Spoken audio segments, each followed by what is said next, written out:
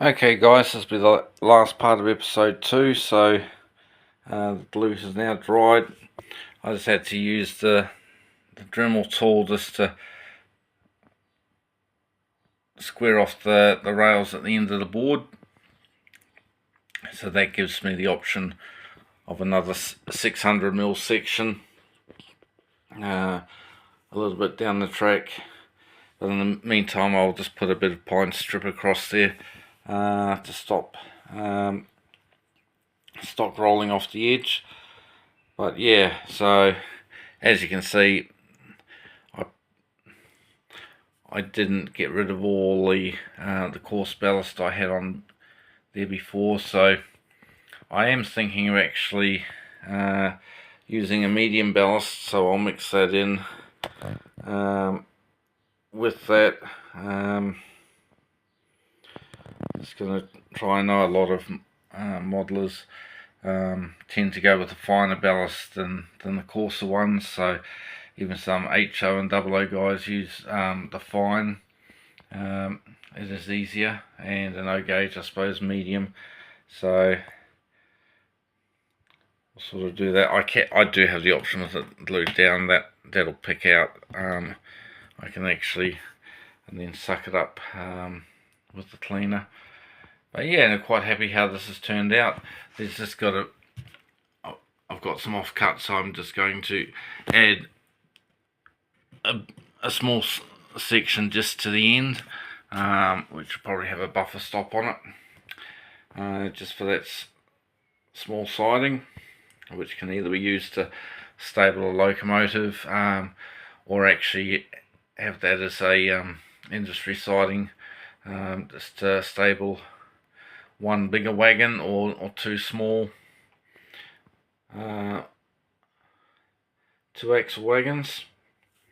Anyway, quite happy with that. So next step will obviously be to wire it, hide it up, and then I'm going to re-rust the track, just tidy up some of this excess old ballast ready for reballasting. So wiring, I'll paint the sides of the track again. I'm just going to these have been done with sort of a darker colour, but I'm just going to have a darker rust colour on the visible rails. Okay, alright, more in episode 3. Thanks for watching, and don't forget to like, subscribe and share, and we'll be back with more good content. Thanks for watching, and Happy New Year again to you all. Alright guys, welcome back to the channel. Alright, I've just been wiring the layout. Now, a layout of this size, I don't run a bus wire. There doesn't seem to be a lot of point. So it's just a matter of piggybacking, making sure there's a feed to every piece of track.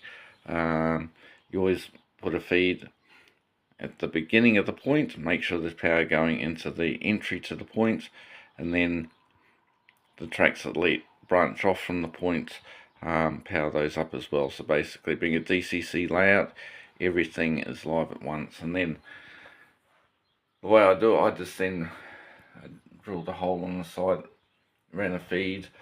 So I've just got some crocodile clips. Maybe eventually I might put some fancy connector in there that can come from the controller, but then I just the main power track feed from the Digitrack system has got alligator clips, and I can just clip those on. So yeah, that's how it is. And then for lights and accessories, being a small layout, I just run it off my DCC system. So any lights or accessories, I just probably I'll run it from first wiring point from the controller. So your positive, which is the red and white, that white is actually a positive, and the black, and then I can run a separate piggyback lighting cable across the layout to run lights and other accessories, signals, you name it. Alright, that's how I do it, and I'm just going to add some insulation tape to those two there, so there's no chance of any short circuits, and we'll come back. Okay, just doing a short update. Yeah, so I put the feeds onto it. Generally, it's good enough for me. I know a lot of modelers that are very fussy will actually solder their wires to the underside of the track and then drill the holes, put it through, and then glue the track down. I missed that step, so I just put it on the solder them to the side. So when I paint the track, I just rust up the solder so it's not so noticeable unless you look really closely, and then cover the wire and ballast, and they are barely noticeable. Okay, so this is basically wired up, and the fiddlestick will just have its own separate feed, which will go back to that end of the layout. Okay, and just to quickly explain, I've just put these sections of ply on either end because, as you'll see probably in the next update video, my SN3 NZR layout will just sit above it on those supports. Being in a small flat, I have to keep everything, yeah, space is at a premium, so that's the reason why I do that. And that can just sit on top quite nicely, and then I'll have access to both my layouts on this table. Alright, thanks for watching, guys. We'll do another video when I've done a bit more work. Bye for now. Happy modelling. Don't forget to like, subscribe and share, and the main thing is have fun. There's no right or wrong way. As long as you're having fun with the hobby and the way you want to do things, and whatever you build, don't let anyone tell you otherwise. Do what makes you happy.